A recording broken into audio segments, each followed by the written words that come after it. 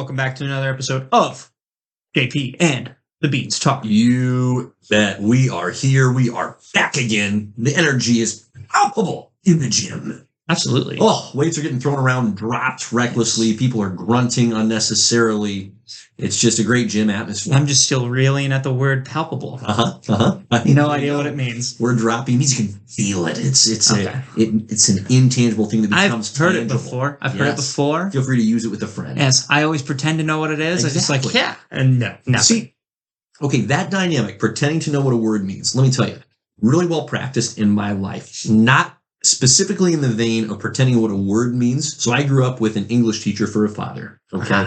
Walking dictionary. If you ever asked him, Kent, what does this word mean? He would just rattle it out. Actually, really impressive. However, as a homeschooled youth, there came a point in my life where I frankly just got tired of being amongst a group of non-homeschooled people who were LOLing at a social reference that I didn't understand, and I had to say, sorry, I don't get it. I just started faking it. I was like, yeah, hilarious. That's great. Truly, the same dynamic of pretending, oh yeah, I know what that word means, without drawing enough attention to yourself to have it revealed that no, you don't. Honestly, I reached a point where, for example, a big gap in my life socially, Adam Sandler movies. And those That's a shame. Right? That is an absolute shame. Right? Like the bulk of his filmography, particularly what it is that made Adam Sandler famous, I have not seen from start to finish. I have seen clips thanks to YouTube. Still? Yes. You're kidding me. Wait, hold on. No, not kidding. No. Not kidding. We need to pause. Not kidding. Happy Gilmore? Oh my gosh. I've seen a lot of it, but no, never sat down and watched the whole thing start to finish. Not Happy Gilmore, not Billy Madison. How about Big Daddy? No. It's sad. Genuinely sad. Grown-ups? No. But that's a different era. Hey, that's not what made Adam Sandler. To me, that's still the end of his era, in my opinion. Absolutely. Now, I have seen the two Netflix movies that he's made with Jennifer Aniston, and they're delightful. And I find Adam Sandler very humorous in general. I've seen That's My Boy with Adam Sandler and I haven't seen that. Andy I feel like Samberg. I would like that one. There is not another movie that I have seen that's more just filled with depravity than that movie. And it's hilarious. Fun fact. It's so funny, and it is so... There's only one movie in my life where I can genuinely say this was a mistake to tell my wife we should watch this together, and it was that movie. Right? That's how bad it was. Like it was just so, like, we got within 5 minutes and I realized I've made a huge mistake. This is not the right partner to be watching this movie with. Fun fact, Andy invited Adam to his wedding and he showed up as that guy. He's like, yeah, it's hilarious. Just great. So that's my, confession here is Waterboy? No. I know. But you understand why I didn't just come out and say, no, I haven't seen this. Because you have to understand something else. Also came from a very conservative home. So if I would have gone home and gone, hey, mom and dad, I got to watch this movie, it wouldn't have happened. Probably wouldn't have happened. So in that season, in my limited defense, I didn't have, and you have to understand, this is kind of pre-digital age, right? So you're watching hard copies, VHS, and then DVD is just coming out. There's not a lot of avenues with which a young and naive homeschool boy can fill in the Adam Sandler gap in his heart. Shout out to Darren. Right? Mm-hmm. That's all Darren right there. Mm-hmm. My dad. Yep. He quotes Waterboy all the time. And his movies, like, I know, and even still, like, I don't know why. Let me put it this way. It is no intentional act of my own that I haven't come back to watch his movies in my later years, now that I'm fully, like, independent and they're accessible as all get out. So I'm not avoiding them, but I also have not intentionally chased them down. I think I've just more accepted that this is just an L. Longest Yard? No. Needless to say, I would not be welcome at certain family reunions, dude. with Bean's relatives. Adam Sandler was like my favorite actor growing up when I was little. He's a hoot. It's insane to say that as a young kid, but Adam Sandler was one of my favorites. Different upbringings. Okay, well, anyways, you were saying about your dad? I don't know how to recover from that. Okay, that's fair. Yeah. Yeah, but it's great to be here. That's really the point. It's great to be here in a place that's accepting of me for all my faults. So thank you, as devastating I know this news is. We have such a mixed range of emotions right now. Well, my podcast disappointment and anger. And just like, where's the stop button? Utter astonishment. Yeah. You're kind of going through the 5 stages of grief right now.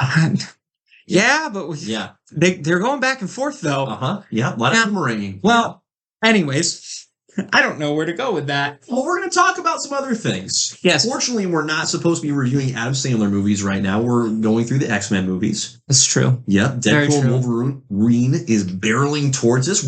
Hey, tell you what, we have crossed the 1 month out threshold. I know, it's great. How great is that? It's super great. Less than a month. Yeah. And Coca-Cola pissed me off this last week. Oh dear. Yes. Okay. That's my rage. Okay. Yes. Oh, we are due. We're due for a Beans rant. Anyways, that's the. Okay, so here's the thing. We're going to come back to the rant real quick. Oh, yeah, that's fine. Just to lay out what we are going to talk about, we're going to hit X-Men Days of Future Past. That is this episode's rewatch. I went and saw the movie of the summer, Horizon, Part 1. Number 1 movie of the summer. Don't know if you heard that. Maybe it was on this podcast. Is this your dumb movie that you put over Deadpool? The fact that I didn't even remember its name should say a plethora of things. Enough things. I went and saw it. Hope you're not offended that I didn't invite you. I also will say that I made the right choice not to invite you, because you would have been. This is not the movie for you. All right, why is that? We'll get into it. Oh, weird! I'm so excited. I'm so excited to talk about it with you specifically, and of course, every pod news roundup. There's, as mentioned, Deadpool and Wolverine content to unwrap. Thank you, Ryan and Hugh, for continuing just to give us little gifts every couple of weeks. And then, of course, there's some Superman set photos that keep getting dropped. I think it'd be fun to touch on. We get to see some of Superman's suit, a little bit of Mr. Terrific. Ooh, interesting. Yeah, I saw that. He looks a little outlandish. Yeah. But it's fine. We'll discuss. Nice, lighthearted topics. And then, welcome back, classic JP and the Beans top 5. Major credit to Beans, whose inspiration knows no bounds, for coming up with. You saved the day for coming up with a clutch top 5 topic. My well runs dry, yours overflows with bountiful gifts. So, but before we get into all that, Riles, Beans, it's been a piece. What do you need to rant about? What can we unpack for you so we can get ourselves into an emotionally either healthy or perhaps unhealthy place before we commence with the rest of I'm not going to lie. The Adam Sandler news has just rocked my world right now. Yep. So, kind of threw a little gas on the fire there. Yes. Which is great. My thing with Coke, okay? Mm-hmm. So, I don't know if you saw this, but they have the limited edition, like, Marvel superhero cans right now. Right now? Yes. Nope. I'm going to Google it right now. Okay. So, they did it for Coke, and they did it for Coke Zero, right? Okay. I don't know if Diet Coke was involved. Don't care. Yep. So, I look at the sides, I see the options. Sure. Okay. I see Iron Man is in Coke Zero. Okay. I see Deadpool is in Coke. And I thought Spider-Man was in there. He's not. Weird, right? That is strange. I'm like, you know what? It's kind of like a layup. I want an Iron Man Coke can. Yep. And I want a Deadpool Coke can. Yep. For the display. Yep. I see we've got Deadpool. Is that Ant-Man in there? Oh, yeah. Ant-Man is in there. Is that Nick Fury as well? Yes. That's a weird one. I didn't even see Wolverine and Thor. Right. So I'm wondering. Wolverine, Thor, Shuri, Black Panther. I bet Coke Zero's in there then. Or not Coke Zero. Spider-Man? Diet Coke is in there. Diet Coke, I gotcha. Because there are some characters that I didn't see on either one of those. Sam Wilson's Captain America. Yes. Loki?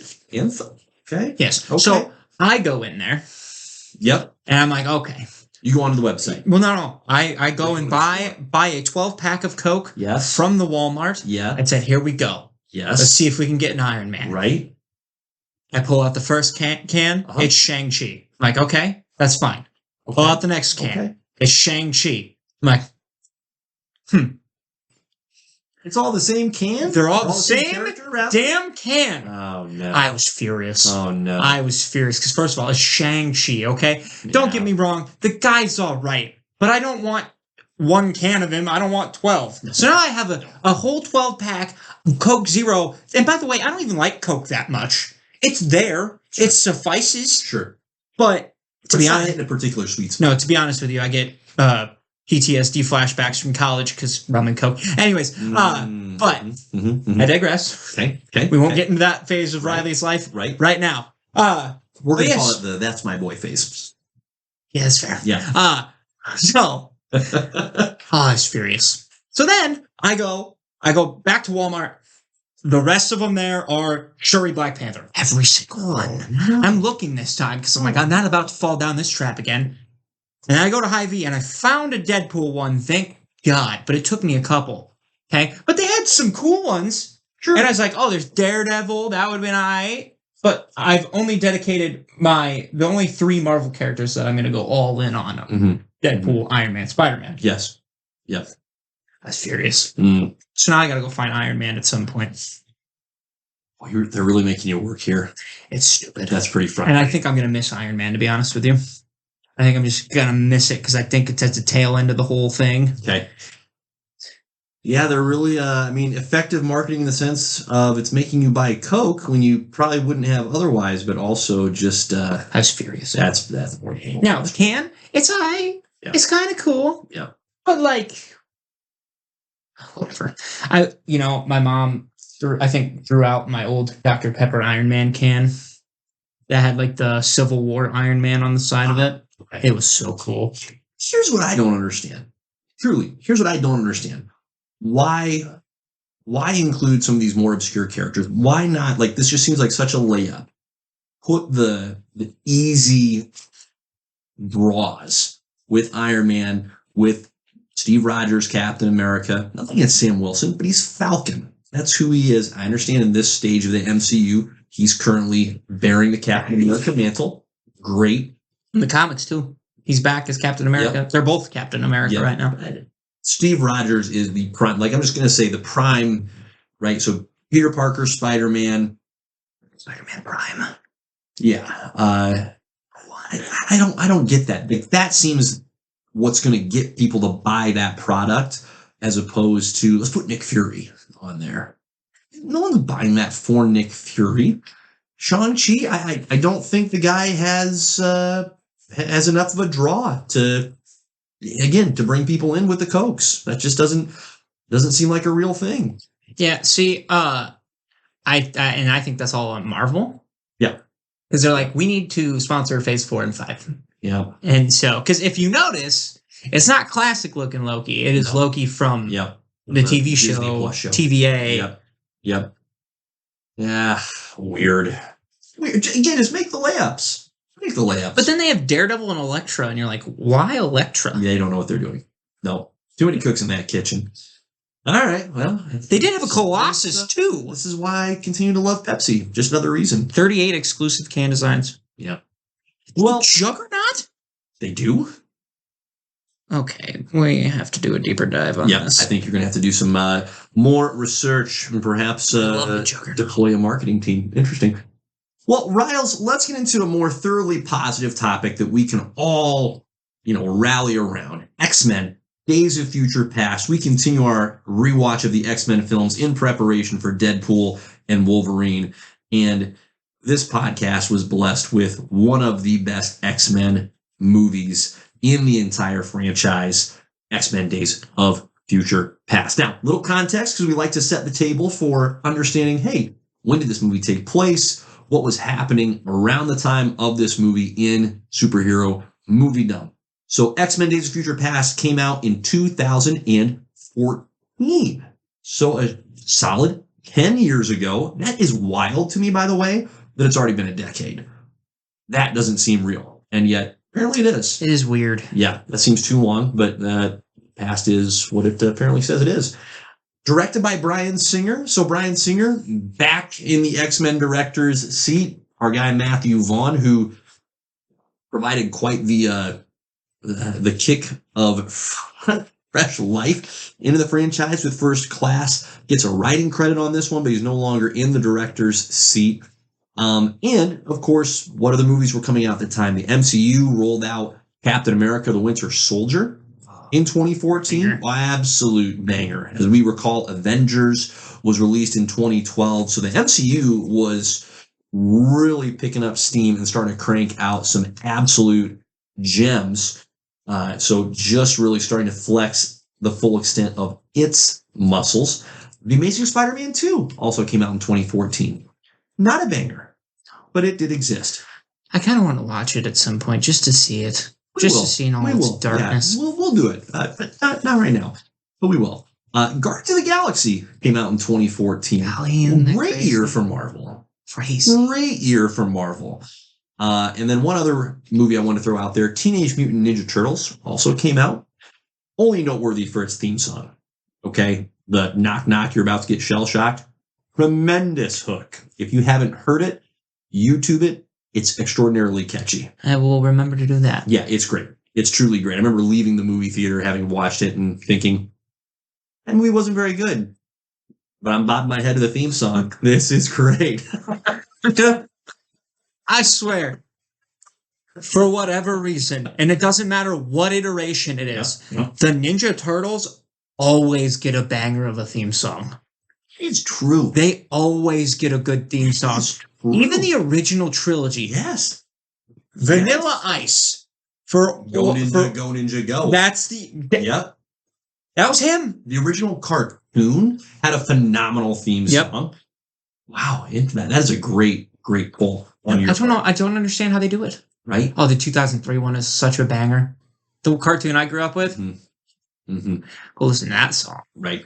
So there's your context. Now, Days of Future Past is a comic that came out in the early 1980s and has lived in lore as one of the best comics of all time ever since its release. So it was received very well on initial release, has held up very well ever since then. I went back and read it once, and I would say it's dated, which how can it not be when it's an 80s comic? But I understand the appeal. And so the idea here is that it's set in a dystopian future. This is just the comic I'm talking about, right? And Wolverine and Kitty Pryde, actually it's mostly Kitty Pryde, that goes back in time to try and unravel the Sentinel chain that ends up taking out all of mutant kind, or the majority of mutant kind, in the not too distant future. So Kitty Pryde, as we get into the movie, right? She's a character. She's there from the original trilogy.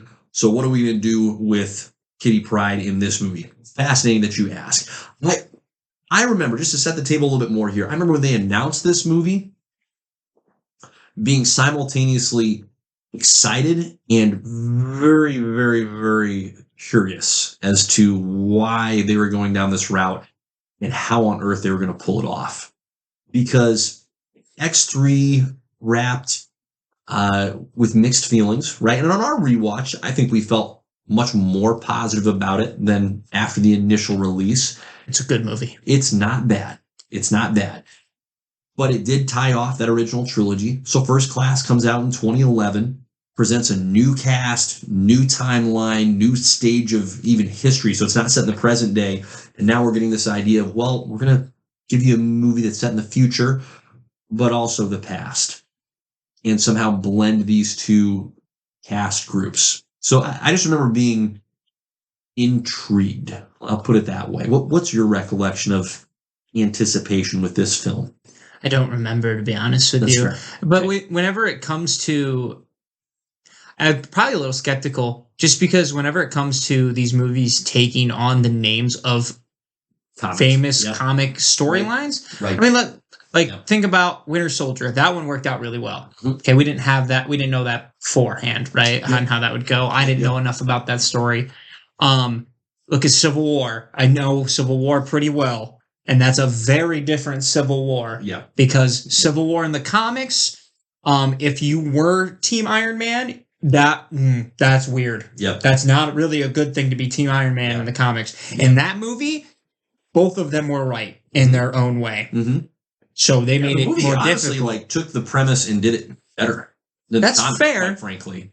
But The comic is still plenty good and plenty effective in its own right. but also very different, It's very different direction, ways to execute right? that idea. So, and I'm trying to think of one that like completely you hear the storyline name and it just botches it completely. I mean, look at the future of the X-Men franchises. Dark Yep. Phoenix. Right. Never seen it, but I didn't hear very good things. No. Well, and we've experienced this in some of the TV shows as well. Secret Invasion. Right. Right. So I think you just it's a mixed results. Right. No question. Especially because you're just like, I don't want it to, because you're not going to do it the exact same way. Mm-hmm. And they clearly didn't. They went in a different, and I understand why they did what they did, because Wolverine is a way more fan favorite, popular character to get behind than Kitty Pryde being the main focus. Correct. If it comes to that, I mean, Correct. that makes too much sense. Yep. And Wolverine's still a big part of that comic line or story. But yeah, so probably a little bit of skepticism. I think some cautious optimism with a not small dose of skepticism mixed in there is the appropriate blend. Yes, and Sentinels is also one of those things where you're like, if you're going to do them, you need to do them right. Mm-hmm. And I think they did. I think they nailed it really well in this. But I am a sucker for the classic designs. Correct. And so when you see these ones, you're like, oh, these are definitely more of like a futuristic kind of a vibe to them, which understandably so. They kind of mixed. This is peak Sentinel. It's OP'd, which is okay. Right. But it's not something that you certainly, even from a design perspective, and we'll get into that. Yeah. And they when you go back in time, they kind of are like more classic-esque, but and the still marketing for me. the marketing incorporated both of those designs in the lead up to this movie. Showed both the future and the agreed. Okay, well, let's get into the cast, because it's always fun to run down the cast. All right, returning cast. This is a fun one, right? Because you have James McAvoy as Charles Xavier. Oh, you also have Patrick Stewart as Charles Xavier. Interesting. Michael Fassbender as Magneto. And Ian McKellen as Magneto. I'm just going to pause here. This is the first time in a superhero movie. This is a big deal. This is the first time where you have had the same character played by two different actors ever. First time it's happened. We've never had that in a superhero movie prior to Days of Future Past.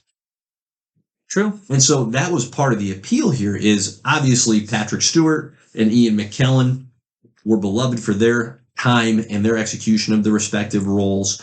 And then you have James McAvoy and Michael Fassbender do very well in one movie. And so to bring them together and have them, small points, share the screen, but share the role and share time, never been done. So pretty ambitious. Pretty ambitious. Now, Halle Berry as Storm, Sean Ashmore as Iceman, Daniel Cudmore as Colossus. Good to see they brought Colossus back. That was good. They brought a lot of people back. They really did. They could have gone like cheap and poor with this. Yeah. But quite frankly, who they brought back, well done. Really well done. Ellen Page's Kitty Pryde comes back. She was great, obviously, in X3. One of the highlights, I would say. Hugh Jackman as Wolverine, because there can only be one of the Wolverines. And, of course, Jennifer Lawrence as Mystique. Nicholas Hoult as Beast. Lucas Till as Havoc. I forgot that he actually shows up in this movie. He doesn't get to do Havoc things, but he is in the movie. By the way, what a miss. His one scene we'll was get into it. dope. Yeah. Yep. So there you go. There's your returning cast members. Now, new cast members. Omar Sy as Bishop. There are some, I'm just going to preface this, there are some phenomenal real-life names in this group. Really, all of them. No, not true. Not all of them. The first two I'm going to read. Omar Sy, great name as Bishop. Bling Bing Fan as Bling. Somehow that's real. Bling Bing is Bling. Okay. Real life. Adam Kanto as Sunspot. Sure. Boo Boo Stewart as Warpath. I'm sorry, man. That's tough. Boo Boo, but he leaned into it, so good on you. He was dope. He was fantastic. Evan Peters as Quicksilver, fantastic. Another Evan Jongeet I'm really not sure how to pronounce his last name, as Toad. Okay. Josh Hellman as Major William Stryker, does very well in the role. Peter Dinklage showing up as Dr. Oliver Trask. Now, real quick, MIA, and this is in kind of in the beef range, we don't get more of Jason Fleming as Azazel. We do not get January Jones as Emma Frost, Zoe Kravitz as Angel Salvador, Caleb Landry Jones as Banshee, and Rose Byrne as Moira McTaggart. Yeah, they kind of took them out. Completely. Which, by the way, Completely. out of all of those, okay, I'm like, okay, I can get behind all of these except one. How did they kill Azazel? How? I don't know. How did he die? How does Azazel... The dude that we watched dropped 100 bodies out of the sky. Seems like the least likely to be captured, right? It took Beast. It took Beast to beat him. Yep. Okay? A very angry, beefed up Beast to beat... Beast. Yes. Hanging on through the teleporting to beat Azazel.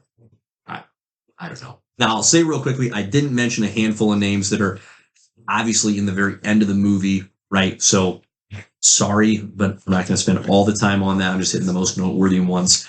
Well, with all that being said, let's just get into it. Riles, what are your takeaways overall from Days of Future Past?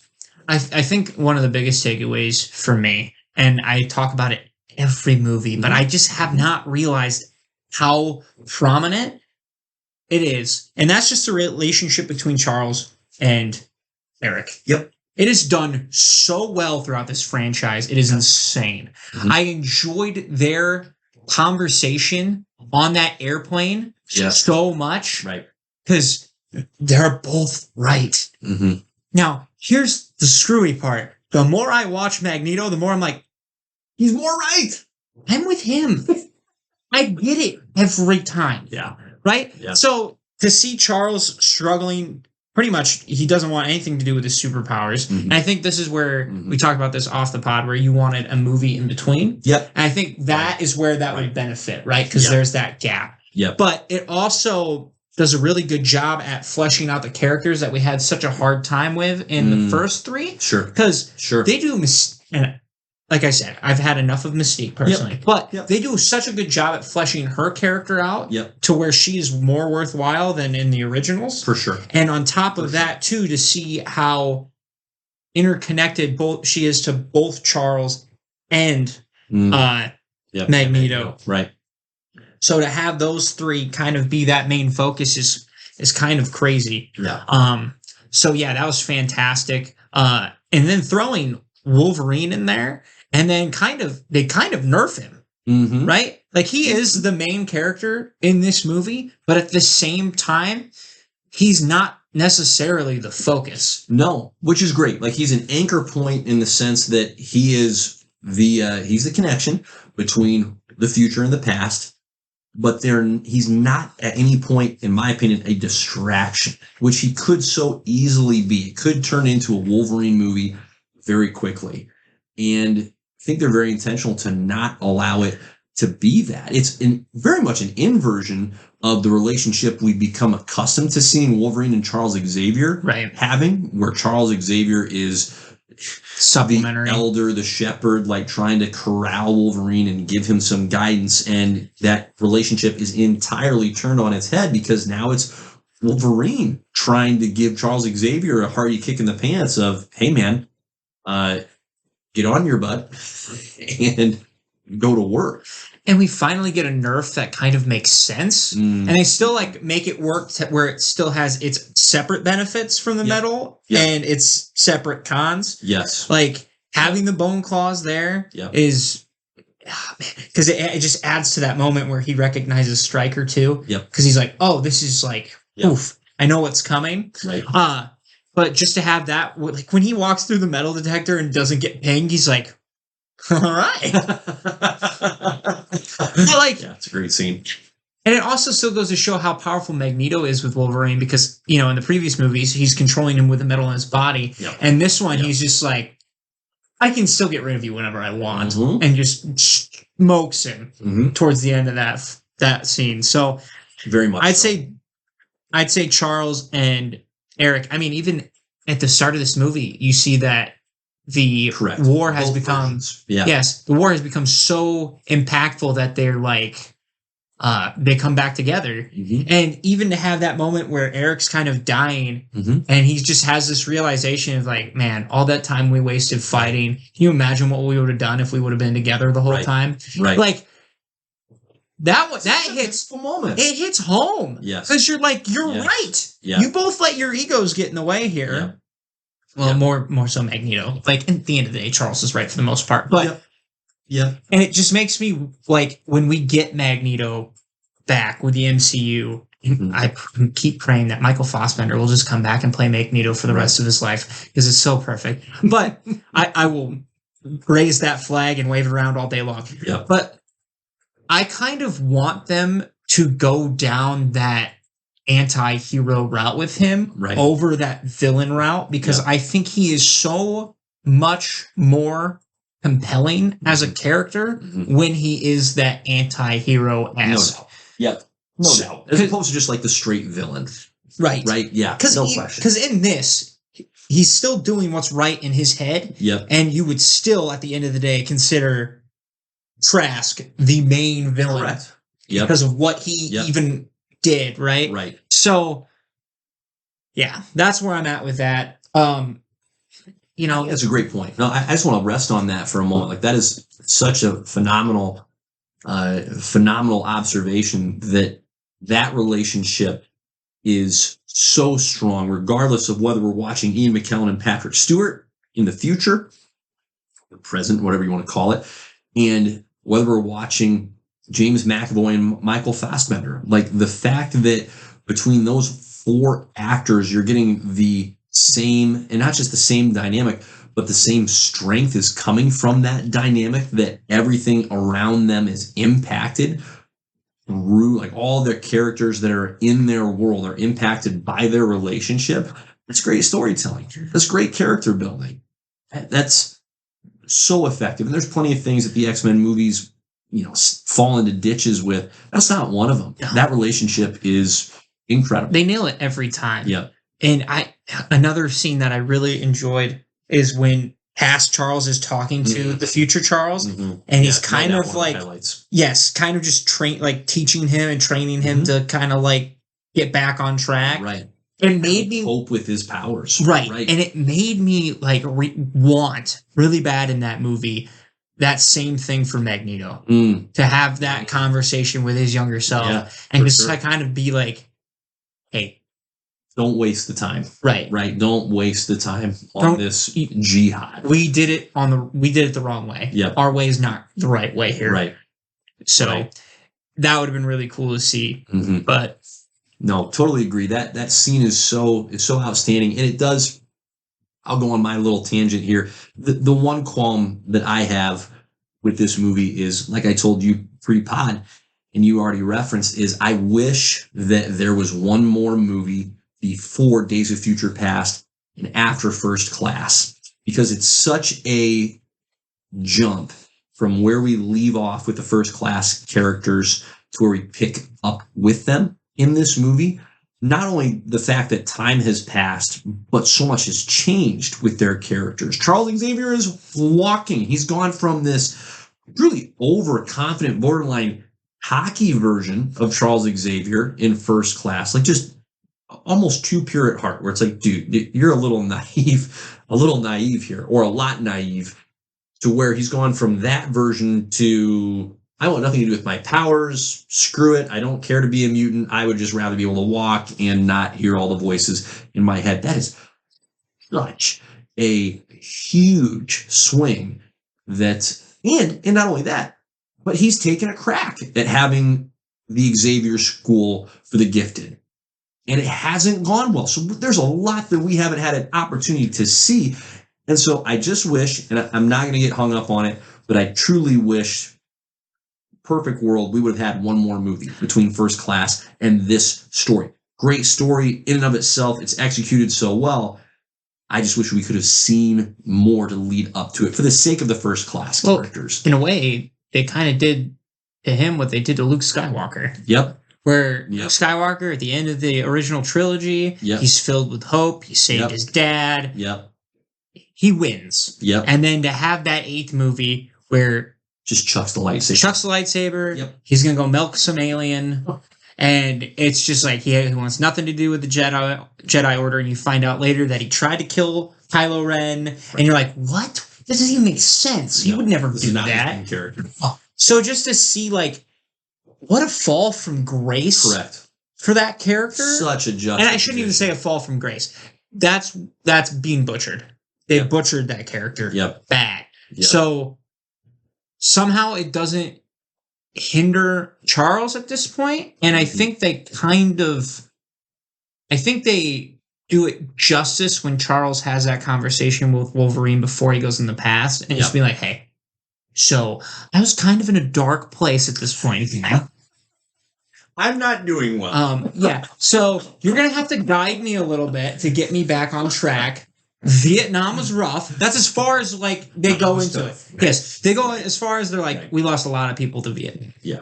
Which, understandably so. Yeah. But Yeah, and it's a great comparison on your part. And you're right, there is a difference, and the difference is we as the audience are able to see and hear the future version of Charles Xavier and know, oh, okay, he ends up all right. right, and that's And so there when you go. When we go back into the past to see his dark season, it's so different as opposed to when we get the Luke Skywalker. No, that's his future self. So he's gone through all these things, and then his future self is just a hobo turd.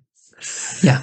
And so now as the audience, we're going, well, whoa, wait a minute. We have nothing to hold on to say that, hey, no, he's going to end up in a better place. He's going to end up as the character that we came to embrace and love. And so That's fair. there's a difference, but I love the comparison. So that's my one beef. And again, I don't allow it to impact, I don't think, anyway, my enjoyment of the movie. Because it's so ambitious. It is so ambitious to bring all these characters together, to give them time. We talked about how X2 was such a phenomenal execution of the ensemble movie.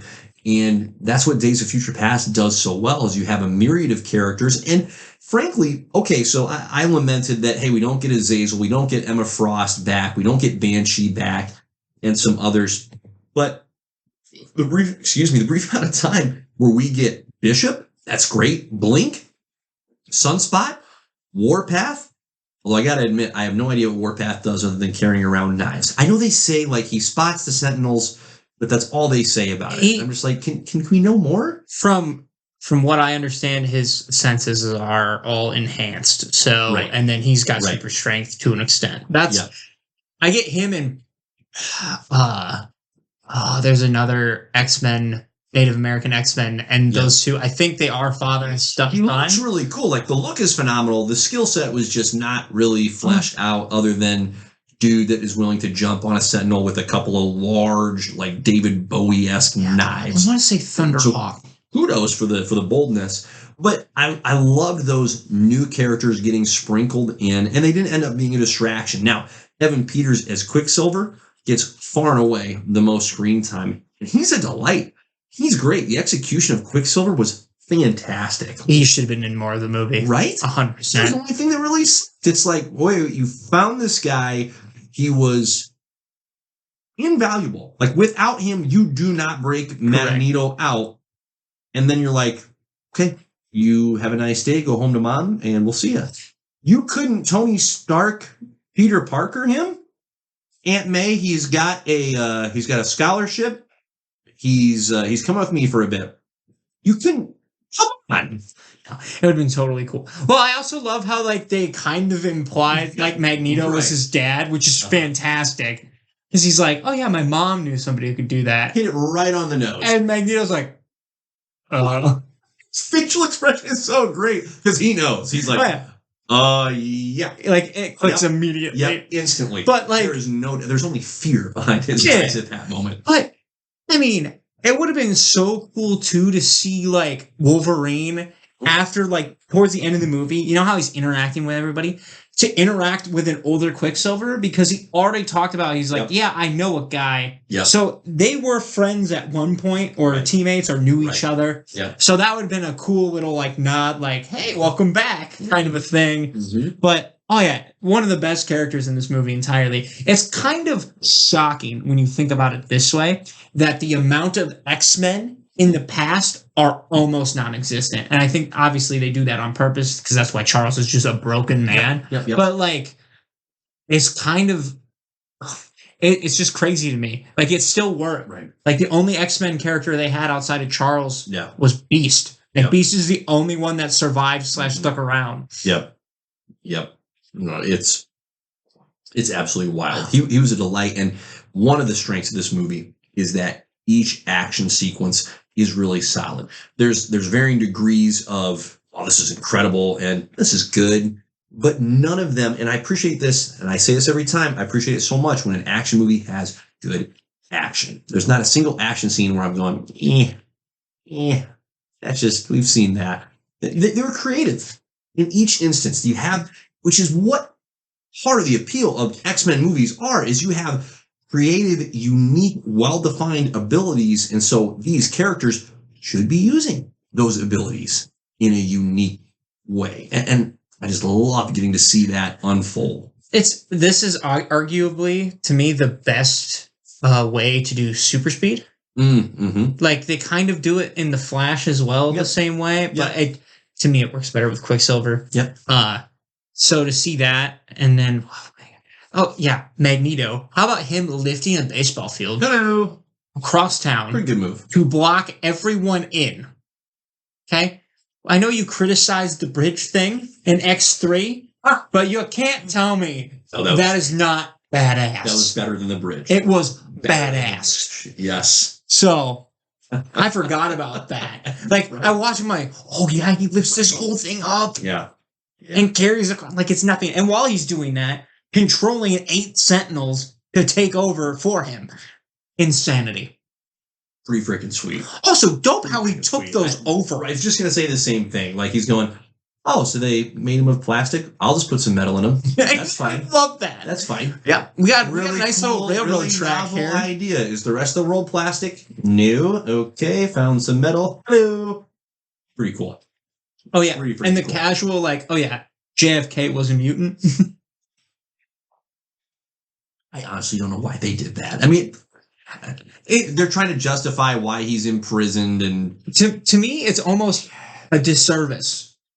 yeah, Like, it would have That been was better. weird. Like, it would have been better if he would have killed him than not. You know what I mean? Because it would have been better. Like, JFK was going to put into place this mutant anti-mutant thing. Exactly right. Like That would have been better. He's arm in arm with Bolivar Trask, JFK. I mean, like they're absolute bosom buddies. Going, yeah, mutants, man. Let's take him out. And so he was like, well, sweet. All right, guess I got to kill the president. That would have been so much more on brand. Yes. So much more on brand. Yeah, no doubt. Instead, he tries, and I'm like, okay. Because he's so powerful, it's hard to believe that they stopped you before you saved him. Like one bullet, really? Like, it makes you wonder. Really? Like, There's more questions that come with that than no, I actually killed him. yeah, because don't you just want to go back and see that scene then? Mm-hmm. Truly, I do. truly, yeah. There is no doubt. Yeah, the action's terrific. Out of the first first class cast. Again, I wish Nicholas Hoult just would be in beast mode all the time. Yeah. It's still such a, come on, just slap the blue fur on the guy and let him go. But Jennifer Lawrence was terrific. You know, and again, I'm with you. I feel very similar to we're really focused on Mystique this much. Well, it's just weird that they tried, because she's not that way in the comics, where she's that, like, almost compelling, like, gray line of a character. Sure. Like, she's gray line, but on the wrong side of the line. Yeah. It works for me in this movie in the sense that her character in First Class was tremendous, in the sense that she starts out as best friends with Charles, and by the end of that movie, obviously still has a friendship with Charles, but is willing to set it off to the side to go partner up with Magneto and champion his cause instead. So I don't have any problem with her character getting more like a large role. And Jennifer Lawrence is a phenomenal actress, so she crushes it. The time that she gets is great. What do you think of the decision to make the character of Mystique the key, like the physical key to allowing the Sentinels to adapt to all these other mutant abilities? Okay, so there's two weird superpower things that just feel a little off, but I understand why they did it. Yeah. She's one. We can talk about the other one here in a little bit. Yeah. Okay. But with, like, it made sense, but it also didn't make sense. Because at the end of the day, she cannot change her DNA to get other people's superpowers. Correct. That's just not part of her character. And they never showed that either. So I guess I can understand it from the sense of a really limited way, because she was able to have the claws as Wolverine, but they obviously were not adamantium claws like in the first X-Men movie. Right. So it's like the question of, so if she becomes or looks like Cyclops, can she shoot the laser? No, she can't. Right. No, I don't think so either. So, and they never showed that for that character. Mm-hmm. So for me, it's like, I get like the whole adaptability thing. Mm-hmm. So it would have been nice to get more like I know they talk about her gene being the key to like revolutionizing the Sentinel. Yep. But at the same time, it's like, I want to know more on how it works like that. Because they just kept showing the same surface level. Right. They kept showing the same video of like the cells flipping. Yeah. Where it worked was just for the sake of, again, not so much perhaps the overall story, but for the character relationship. That's where it worked, because in the middle of the movie, the whole goal, right, of the good guys was, hey, we got to stop Mystique from killing Bolivar Trask. And they do that by the middle or close to the middle of the movie. And then all of a sudden it's a twist of, well, now Magneto's gone full Magneto, and he's going to start killing some fools. And he's trying to kill Mystique. And Charles is like, whoa, no, don't kill Mystique. Just stop Mystique. Mystique is still trying to kill Bolivar Trask. So all of a sudden you have this three-way branch of motivation. So character-wise, it made sense. Yeah, for the overall story, as far as this was the key to unlocking Sentinel's ability to get to peak form. And I also wondered, like, okay, see, what they should have done? They should have done Darwin. Sure. They should have taken his dead body and been like, this is the cells that we need. Guy. Because guess what? That's actually what they showed at That's work. Actually what they're looking for. That's what they should have done. Right. I digress. Okay. That just clicked for me. No, but you're absolutely right. You're absolutely right. It's like, no, that's the guy. The dead guy. That's the one. He did that. Right. That's his whole power. He actually did it. It's adapting. Oh, it makes way too much sense. Yeah. I'm actually irritated that I came up with this. I'm more pissed off that I came up with that than what we got. Okay. It's fine. Go ahead. Well, what was your whole thing? Incredible, because yes, you just broke First Class, or Days of Future Past. So we'll never recover from that. Oh gosh, what was my thing? Oh wow, my mind is melted now by that. Well, I'll tell you the other power that really was struggling. I got it. Okay, this occurred to me on the rewatch. Never occurred to me. Okay, the first time watching the movie, probably occurred to someone else, but on the rewatch. During that opening sequence, when the Peak Sentinels are attacking our beloved original X-Men, Iceman, Sunspot, Bishop, etc. Listen, if the Sentinels are going to adapt to a power, why aren't you more cleverly partnering up if you're the X-Men? Like, instead of Iceman and Sunspot being in separate rooms fighting Sentinels separately, why aren't you saying, wait a minute, you two guys are in a lot of ways opposite abilities. Let's put you together to create a conflict where the Sentinel goes, I don't know what to adapt to. Right? And now but I was very bothered by that. Like, what? Are we not trying this to confuse the Sentinel to, hey, what do I adapt to? Because it can't adapt to everything at once. Well, clearly blowing them up worked a little bit. Right? Not all of it, but a little bit. Yeah. At least so. Okay. Anyway. The other power that bothered me was Kitty Pryde being able to send somebody back in the future by probing their mind. Yeah. Dude, I Listen, watched that whole movie. It actually doesn't make sense. I watched the movie. I think they tried to explain it. I still didn't get it. I still did not get it at all. They didn't try. I would have rather. They didn't try. You want to know what I would have rather they had?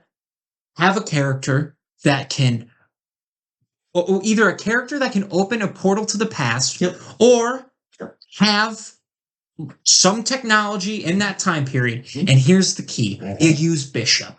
You open up this portal gate, and then instead of them having to protect Kitty and Wolverine, they just have to protect the gate.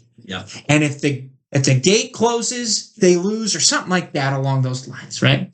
That would have made 10 times more sense to me. Kitty Pryde genuinely makes as little sense to be the character that is able to supply this traveling, taking your consciousness back in time. Like, genuinely, it would have made more sense if they introduced Blink and said, oh, by the way, yes, she can create portals to different physical spaces, and she can create portals for your consciousness to travel back. Like, Kitty Pryde, phases through things. How do we get from phasing through solid objects to sending one's consciousness back in time a very precise number of days? Right. Or it's like that, but she pairs up with Bishop. Bishop has this gate.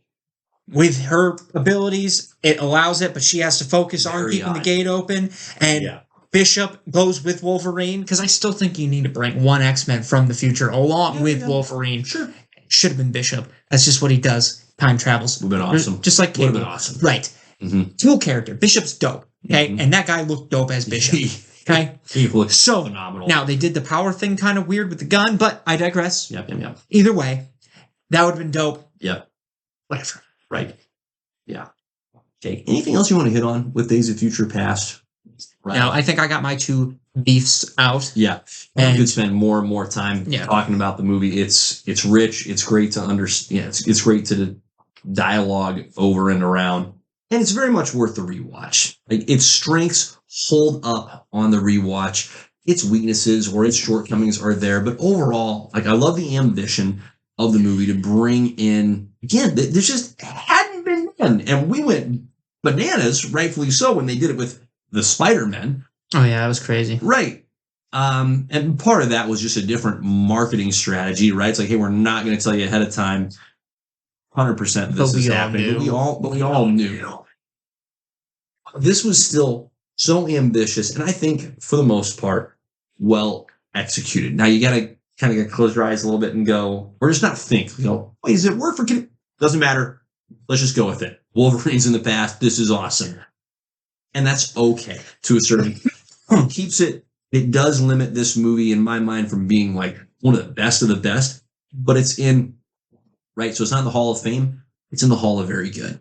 It's a very good movie. Yeah, to me, it's right up there with X2. I think this is, if it's not the best, and I think it's not the best just because you kind of need more context for this movie. Yep. So I'd say it's probably second or third best for the X-Men movie stand on its out own, of what we've seen. Now, because you have to see First Class for sure to really appreciate it, and you kind of have to see the original X-Men trilogy all the way through. It's a lot like Endgame. You can't watch Endgame without watching Infinity War. You know what I mean? There's no doubt. Yeah, there's no doubt. Awesome stuff. All right, well, let's keep on moving. Well, before we get into the news recap, I just want to give a brief, recap of the movie of the summer, guys. Horizon Part 1. Riles, again, be glad I didn't invite you. So I ended up inviting my dad and my two brother-in-laws with names. And here's my thought process. Here's my thought process. I thought, I'm going to go see this once. And then if I go to it and go, Riley would love this, I'll go again. I'll go with Riley. You would not have enjoyed this movie. You would not have. It is the slowest movie that I have seen in some time. It's a 3-hour flick. Okay. Oh, dear God. Now, there are 3-hour movies that move at a rapid pace. I'm thinking of The Batman was the most recent Right. 3-hour movie that I saw that is like, it's long. you can't take a breath. Right. I mean, it is intense from start to finish. And the one that's easiest to call out to is The Fellowship of the Ring, the first Lord of the Rings movie. That was a 3-hour banger, and again, intense from start to finish. This is not that brand of a 3-hour movie. Here's what it reminded me of. Okay, did you ever see the movie There Will Be Blood? No. Daniel Day-Lewis. Me either. Big deal when it came out. People loved it. I tried watching it once, and it was so slow. I'm like, this is about oil.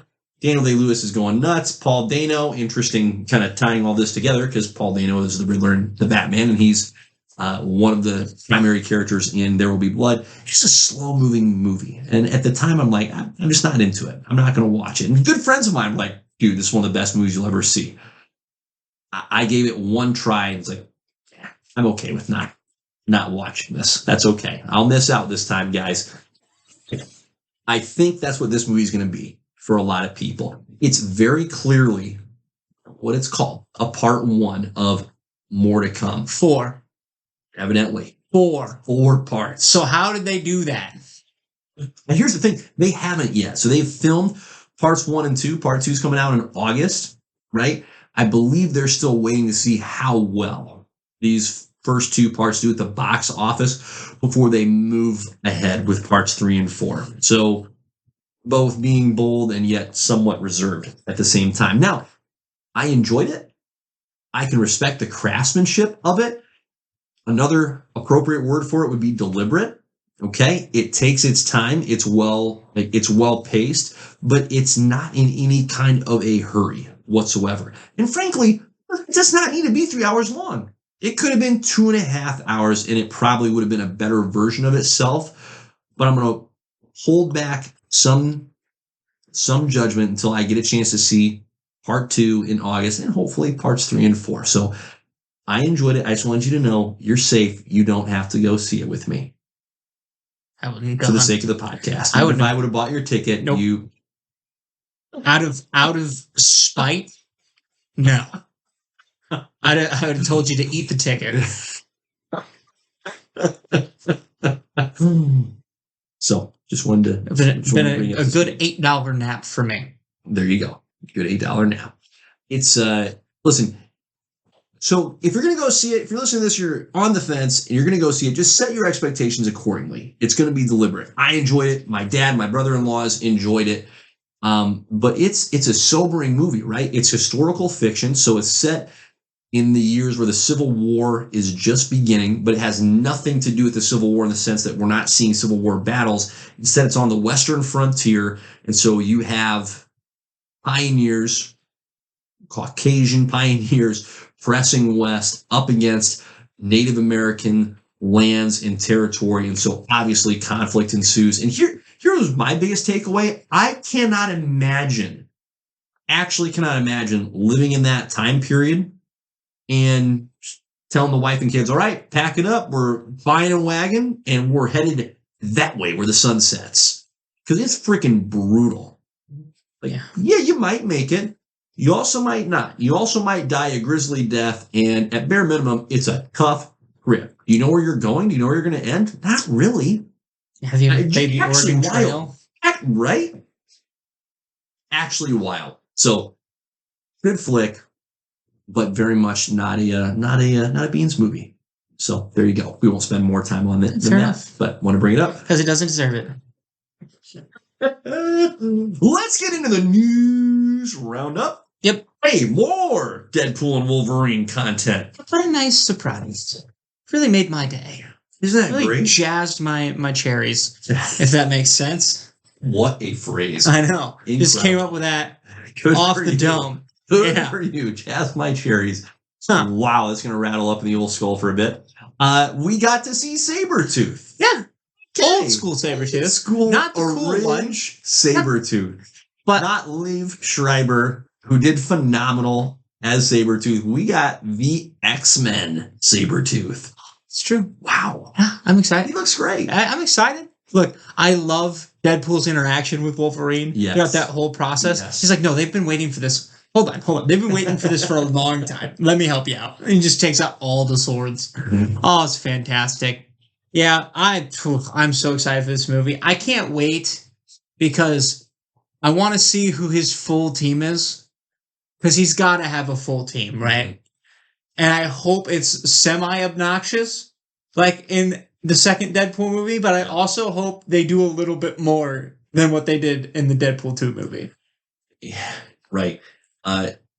Here's what really continues to get me excited. We've talked about this before on previous podcasts as it pertains to the marketing for movies. We're still a freaking month, a little less than a month away. Let's just call it a month away. And we are still getting the same footage. We're starting to see repeat footage after repeat footage that we got during the original trailer way back in the Super Bowl. And they are being so coy here. Thank God. Which is great. They are somehow, I think, striking a terrific balance. We won't know until we actually see it. But my trust bucket is full at this point. They're doing a great job of striking the balance of both showing us enough to get us to go see the movie, but not by any means showing us too much to the point where we go, oh, well, we know what the plot is, and okay, we're going to expect to see that scene in the middle. That looks like it's going to be pretty close to the end. That's obviously fairly early. They've been very well, I think, guarded with that. Like the scenes that we're talking about where Deadpool and Wolverine are battling each other, the 20th Century Fox logos in the background. That's going to take place.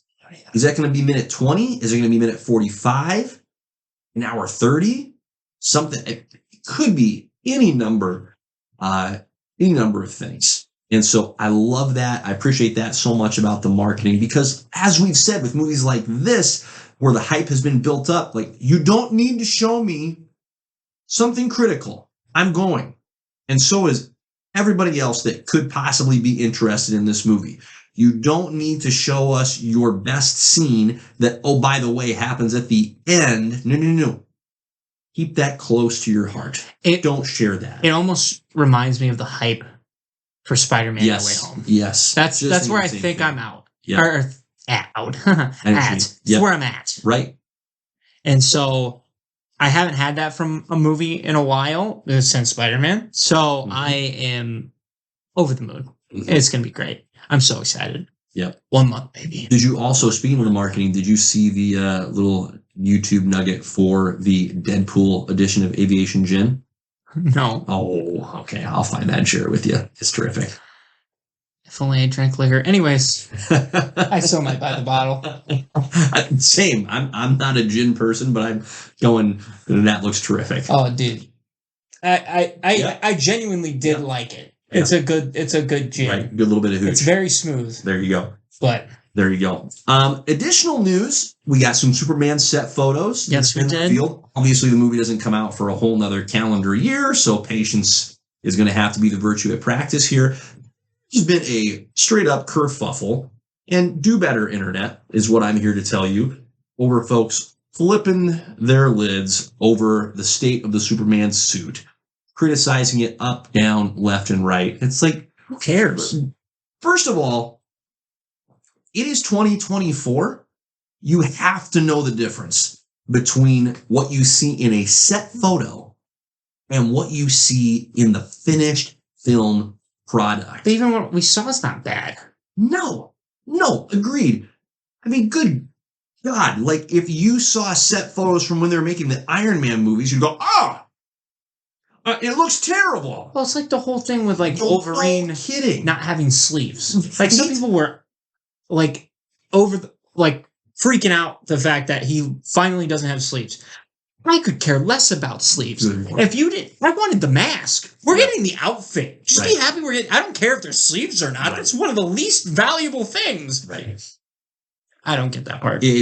I don't understand this at all. What should be the takeaway is, well, who's that? There was Superman. That's Mr. Terrific. That's our guy, Eddie Gathegi.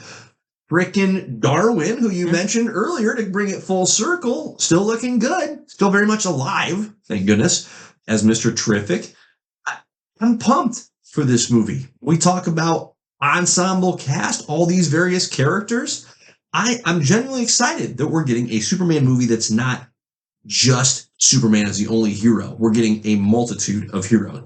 Fantastic. Sign me up. So calm the flip down, by the way. Do better. If that's really what you're spending your time hammering out a tweet on, don't. Your life is sad. Stop it. It's crazy. Do better. How many people are bored out here? You got better things to do, man. Boy, you should. Go get a job. How old can I sound? Get off my lawn. Get a job. I'm just going to keep leaning into it. No, okay. I get it. Yep. Anything else you want to hit on the news front, Riles? That's it. I think the Falcon. No, was it the new Captain? There was a Marvel movie that just finished wrapping. Ooh, okay. I don't remember which Captain one. America: New World Order. I think so, but sure. That doesn't sound right. No, I don't know. Well, this is very. What are the other ones that are coming out? Oh, I don't even know. I know they released some set photos for Agatha. Anyways, so yeah, that's where we're at. Nope. Cute. There Top 5? is no hype there. Let's do a top 5. It is time for a classic JP and the Beans. Top 5. Beans, why don't you introduce this topic since it was birthed from thy brain? I know, it's crazy. It was a crazy brain baby. I was watching Days of Future Past today, and I was watching it, and I was like, isn't the Blackbird sexy? Mm-hmm. So that's a sexy airplane right there, if I ever saw one. I was like, why don't we just do a top 5 vehicles in comics? Because there's a lot. And there's a lot of different directions we can go. And I'm very excited to see where this goes. Mm-hmm. So, yeah, that's what we're doing today. Yeah. I love it. Jordan, why don't you kick it off? I would be happy at number 5. All right, well, first, before we even get to number 5, I'm going to go a little rogue here. Ooh. Dishonorable mention. Ooh. Dishonorable mention. And hot take, because a lot of people love this vehicle, but I don't. It's ridiculous. Wonder Woman's invisible jet. I don't have it on my list. It's garbage. I thought about it's it. Ridiculous. I thought about it, but why? She can't see the controls. No. It's all invisible. And she just sits there. It's ridiculous. Have you seen that Family Guy bit where she's like sitting and Batman or Superman flies by? He's like, "Hey, how's it going?" And she's like freaking out a little bit. Mm-hmm. And it turns out she was in the bathroom of the plane. Anywho. Oh, Family Guy. Yes. So no, I get it. It's right up there with the invisible boatmobile in SpongeBob. Like, what's the point of not being able to see the vehicle when they can see you? Yeah. Like, I get stealth mode. That makes sense. Yeah. But that's a giant piece of machinery. Well, no, but what actually pushes me over the edge, I don't mind at all the idea of, right, their stealth mode is a common thing. We see it with the S.H.I.E.L.D. helicarrier in the first Avengers movie. It's the fact that the whole thing is invisible. Constantly. Inside and out. Constantly. Wait a minute. All stealth mode. It's so impractical. Yeah, no, it doesn't make sense. Ridiculous. It's silly. So, there you go. It's silly. I agree. Had to get that off my chest.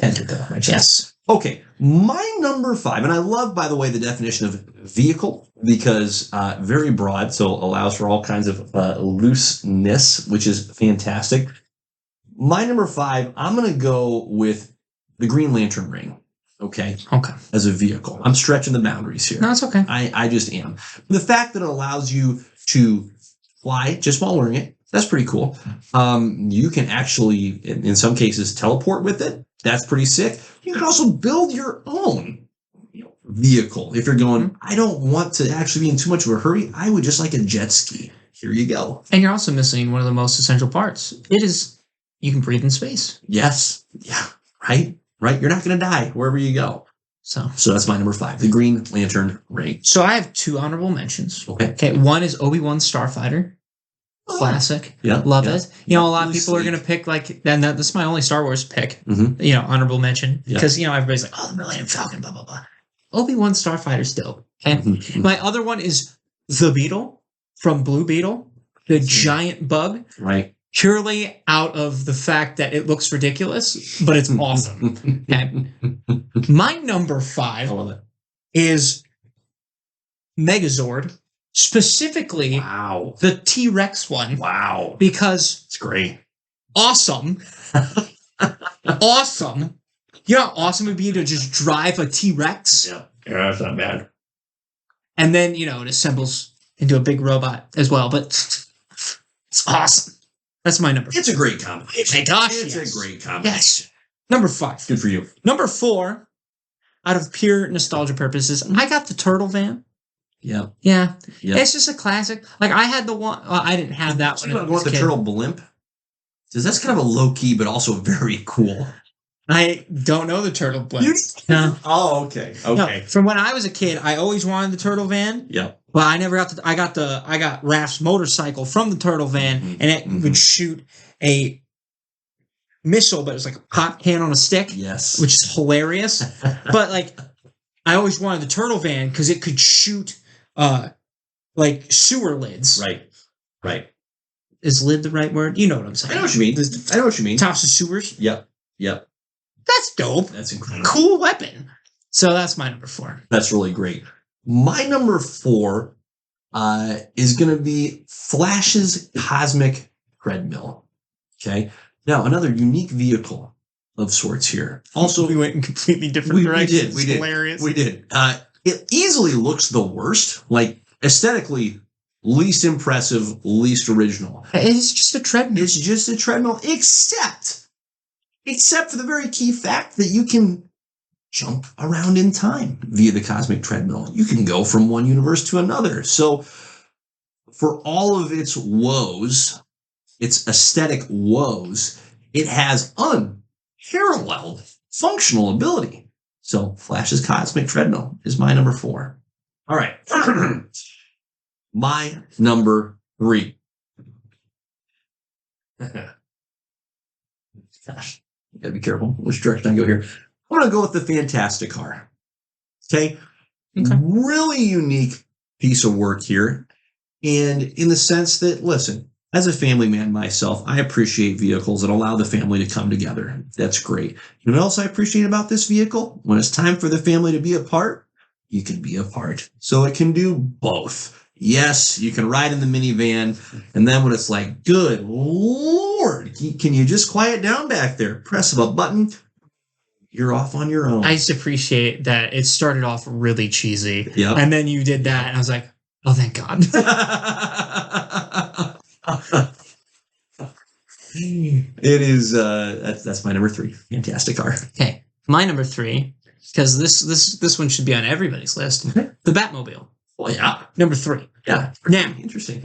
Now, it's a question of which Batmobile, right? Because I think the Dark Knight's Batmobile, I mean, I don't even call that a Batmobile. That's a Bat tank. Yeah. It's a big boy. Yeah. Right. Batmobile is really generous. But like, the Batmobile from the Batman, the recent one, that was pretty dope. Just kind of a matter of perspective. There's a lot of different Batmobiles. Yeah. So, Very much so. Batmobile at number 3. It's great. At number 2, I have the Blackbird from the X-Men. Iconic. Sexy. It looks just so tight. Gets a team anywhere from point A to point B very quickly. Yep. Okay? Yep. They use it all the time. It's great. It's fantastic. I have the Blackbird at number 2. I love it. My number 2 is the Green Goblin Glider. Huh, yeah. Yeah. It looks menacing, vicious, cool. It has just weapons coming out the freaking yang. You've got missiles. You've got just, hey, you need a grenade? Toss the goblin bomb. There you go. Suck it. You've got blades coming out of the thing. It has really unique maneuverability. Now, it's certainly a solo fighter, but if I'm going solo, that's what I want in my corner. The Goblin Glider. That's my number 2. Fair. Now, my number 1, and I will have an honorable mention later, but my number 1 is the Batmobile. It's just freaking elite. It's incredible. It looks phenomenal. Part of what I love about all Batmobiles across the movies, the sound of the Batmobile. Oh, yeah. Yeah, it's true. It's so intimidating. Oh, You're going to lose. It's the Alpha Predator every single time, regardless of the version that you get. I think that's such a cool feature. That chase scene in the Batman. Yes. My gosh, where he starts revving it. And the Penguin is just like, he's always sweating. Right? He's shitting his pants. He's sweating and pooping at the same time. It's incredible. So I love that. in terms of how it works from the movies. And then in the comics, it always looks just freaking incredible. Always. Always. So that's my number one, the Batmobile. Okay, my number one's kind of a cop-out, but it works. My number one is whatever Ghost Rider takes over. Yep. So Great. his motorcycle, Yep. dope. When it's Gabriel? Am I thinking that right? I think so. Who's the successor? Anyways, bad guys with his car, dope. When the Black Panther and the Ghost Rider mixed in an alternate universe, and he rides a freaking panther, dope. Not bad. So anything that the Ghost Rider takes into battle automatically gets upgraded to top tier. Just incredible. Oh yeah, just incredible. I wish that was like just a side series. Yeah, and it's just Ghost Rider just takes over different vehicles. Right. You know how hilarious that would be? Pretty elite. It'd be awesome. Yeah, that's my number one. I love that. My honorable mention is Mjolnir. Only honorable mention because that took me a second. Yeah, that's funny. Yeah, it's it's not just a bit of a stretch. It's more than a bit of a stretch. Yep. But part of it that makes me laugh is the dialogue in the Ragnarok movie between Thor and oh gosh, now I'm blanking on his rock buddy's name, where Thor's describing Mjolnir, and there's some double entendres there that are quite humorous. But what a great, honestly, what a great vehicle. The only thing that keeps it off my top 5 is it would just have to be a bit tiring to have to always hold it out in front of you. You know what I mean? I feel like you'd also throw your shoulder out. Yeah. You got to whip it for injury, a while. There's some injury risk there. Yeah. It takes a little while to rev up. At that point, just let Thor ride on a tornado. Mm-hmm. You know what I mean? So I feel like that's kind of like the Paul Bunyan-esque part of his character. Right.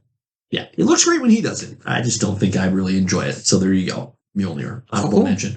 Riles, that was a lot of fun. Incredible stuff. It was a very good one. Incredible stuff. Anything else for the good people? No. But just remember, follow us on the Magic Beans everywhere. That's it. That's all I got. That's right. Find that beanstalk. Just nice little reminder. There you go. That we changed names. I love it. Well, we didn't change names, but a rebranding, a refreshing, iterating, improving. It's now falling under like a production. It's a whole thing. Anyways, it Logistics. works. Logistics. Yes, that's absolutely. Right. This is how the millions are made. Yes. All. Yes. All the fruit bucks. Yes. And the Stanley Nickels. And the Stanley Nickels. I have so many Stanley Nickels. Anyways. Incredible. On that note, Godspeed. Peace.